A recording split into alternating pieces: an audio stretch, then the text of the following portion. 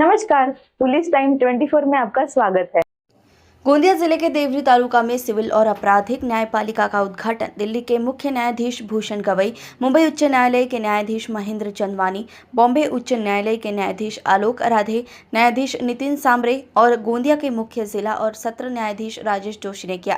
देवरी तालुका को आदिवासी बहुल नक्सल तालुका के रूप में जाना जाता है और तालुका बार एसोसिएशन के अध्यक्ष एडवोकेट प्रशांत सांगदीवार ने मुख्य न्यायाधीश भूषण गवई से इस स्थान पर एक अतिरिक्त जिला न्यायालय बनाने का अनुरोध किया है।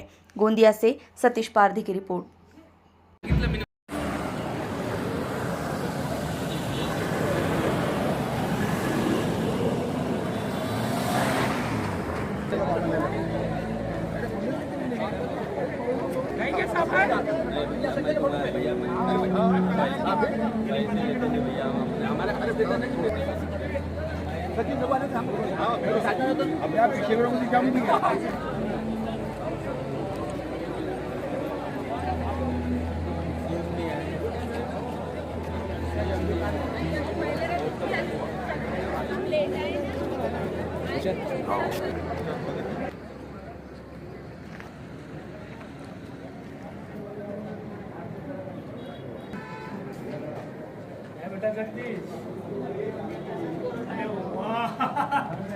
आना पड़ता है ना, ये तो सबन का है मेरे को। हेलो, बढ़िया। हेलो, बिल्डिंग में हाँ बोलो ना, बिल्डिंग में पण आम्ही इथेच थांबणार नाही आहोत, कारण फक्त देवरीच नव्हे तर देवरी तालुका, सडक अर्जुनी तालुका आणि मोरगाव अर्जुनी तालुक्याला खरंच जर न्याय द्यायचा असेल तर इथे डिस्ट्रिक्ट कोर्ट आणि सिनियर डिव्हिजन देणं फार गरजेचं आहे।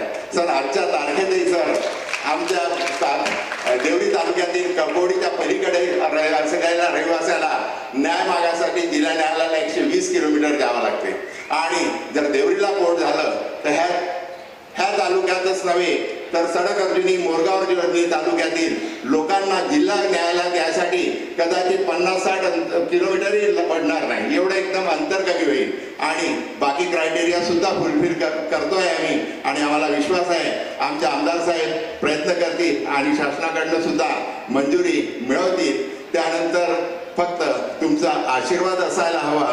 तुमचा जर आशीर्वाद असला तर निश्चितच देवरी येथे डिस्ट्रिक्ट कोर्ट आणि सिनियर डिव्हिजनचे न्यायालय उघडायला वेळ लागणार नाही आणि हीच अपेक्षा करतो मी माननीय न्यायमूर्ती श्री गवई साहेब तसेच आमचे मुंबई हायकोर्टाचे मुख्य न्यायमूर्ती श्री आलोक आराध्य साहेब यांच्याकडनं।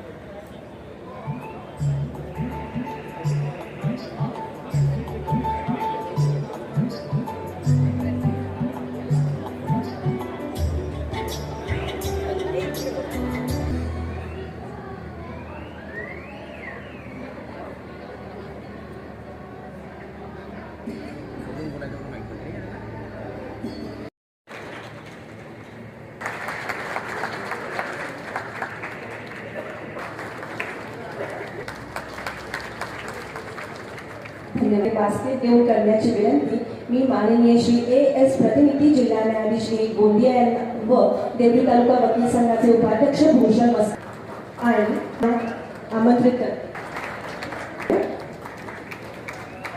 माननीय न्यायमूर्ती वकील यांना विनंती आहे की प्रमुख जिल्हा का सत्र न्यायाधीश गोंदिया श्री राजेश एन जोशी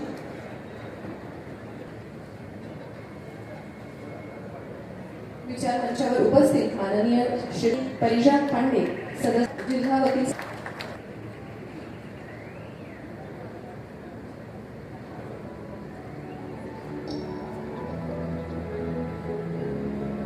करण्याची विनंती मी माननीय श्री SR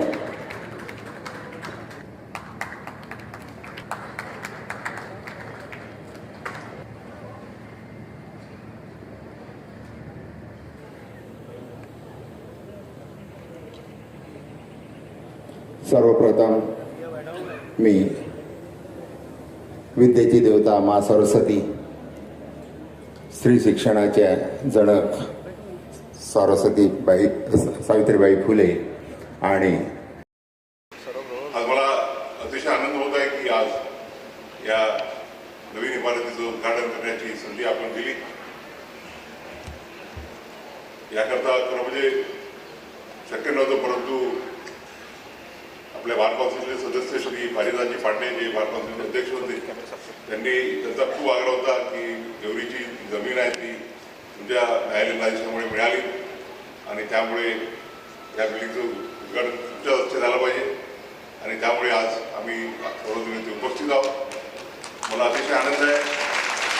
उद्या गेल्याची माझा जवळचा संबंध आलेला आहे. गोंदियाला एक त्यावेळची अतिशय गाजलेली जी सेशन्स ट्रायल होती, त्या ट्रायलमध्ये मी सरकारी वकील म्हणूनही कार्य केलेलं आहे. त्यावेळेला गोंदियाच्या अनेक वकिलांशी जवळचा संबंध आला.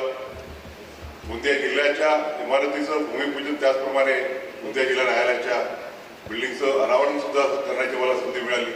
त्याचप्रमाणे मोरगाव अर्जुनी, आमगाव येथील न्यायालयांचं उद्घाटन माझ्या हस्ते झालं आणि आज अतिशय ज्याला आपण नक्षलग्रस्त असा भाग म्हणतो, जो भाग त्या भागामध्ये आणि महाराष्ट्राच्या टोकावरती, महाराष्ट्र आणि छत्तीसगडच्या बॉर्डरवरती जे देवरी गाव आहे, त्या गावात न्यायालयाची नवीन आणि अतिशय सुंदर अशा इमारतीचं उद्घाटन करण्याची मला संधी मिळाली. त्याबद्दल मला अतिशय आनंद होत आहे.